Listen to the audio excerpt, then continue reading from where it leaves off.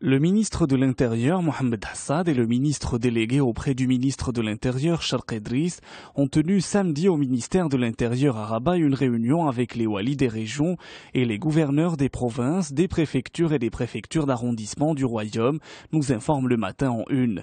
Une réunion consacrée aux prochaines échéances électorales, aux grands chantiers lancés par le Maroc, à des questions à caractère social, ainsi qu'à la situation sécuritaire dans le pays. Hassad mobilise ses troupes, titre aujourd'hui le Maroc. La rencontre, qui a connu la participation de Mustafa Ramid, était l'occasion pour les participants de faire le point sur les différentes étapes franchies dans les préparatifs des échéances électorales. De la fermeté, c'est la promesse faite par les ministres de l'Intérieur et de la Justice à l'encontre des responsables impliqués dans l'atteinte à la transparence des prochaines élections, rapporte le quotidien. 50 milliards, le chiffre est en une de l'Économiste, en annonçant 50 milliards de dirhams pour l'élargissement des interventions de l'INDH. Le souverain a impressionné ses auditeurs, écrit le journal dans son éditorial. C'est dans le discours du trône l'élément qui a été d'ores et déjà le plus commenté. Il faudrait aussi profiter de ces commentaires pour reprendre un autre débat, estime l'Économiste. Le hasard fait qu'il y a une équivalence de chiffres entre ce que va gérer l'INDH et ce qu'avait géré la caisse de compensation pour subventionner le consommateur, poursuit le quotidien. Où vont-ils trouver les 50 milliards de dirhams, s'interroge en une aujourd'hui le Maroc. La réussite et la durabilité de ce programme dépendront de la pérennisation de son financement.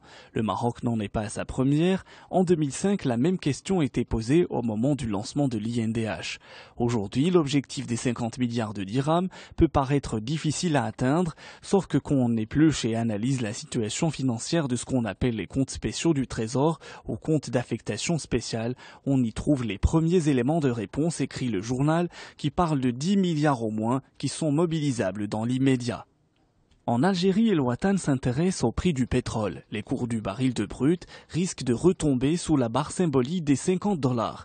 Les analystes du marché n'écartent plus qu'une telle possibilité se concrétise au cours des prochaines semaines. Vendredi, ils clôturent leur 5e semaine de baisse consécutive avec un cours du baril se rapprochant dangereusement des plus bas enregistrés en mars. L'Expression s'intéresse pour sa part à la vague de chaleur que connaît le pays. Le début du mois d'août s'annonce éprouvant. Pour cette semaine, les Algériens ont rendez-vous avec l'isolation, les coups de chaleur et les déshydratations.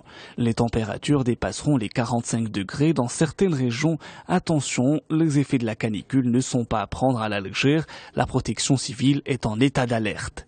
Pour les Français, cet été, les vacances, c'est une semaine maxi, titre le Parisien. Fini les locations au mois ou même à la quinzaine. Si les Français sont plus nombreux à partir cette année, ils optent pour du court séjour et maîtrisent leur budget. Moins loin, moins cher, mais partir quand même. Le Parisien évoque 2 millions d'estivants supplémentaires attendus cette saison, mais avec un budget resserré et une simple semaine de départ pour la majorité. Les grandes vacances fondent comme une glace au soleil, mais leur saveur n'en reste pas moins douce. L'épidémie Ebola bientôt éradiquée, annonce Le Monde. Le premier vaccin efficace contre le virus qui a fait plus de 11 000 morts en Afrique de l'Ouest est désormais à portée de main selon l'Organisation mondiale de la santé. Les premiers résultats de l'essai Ebola ça suffit, conduit en Guinée par le ministère de la Santé et l'OMS, indiquent qu'un nouveau vaccin peut protéger jusqu'à 100% les personnes ayant été en contact rapproché avec un patient infecté, ainsi que l'entourage de ces individus.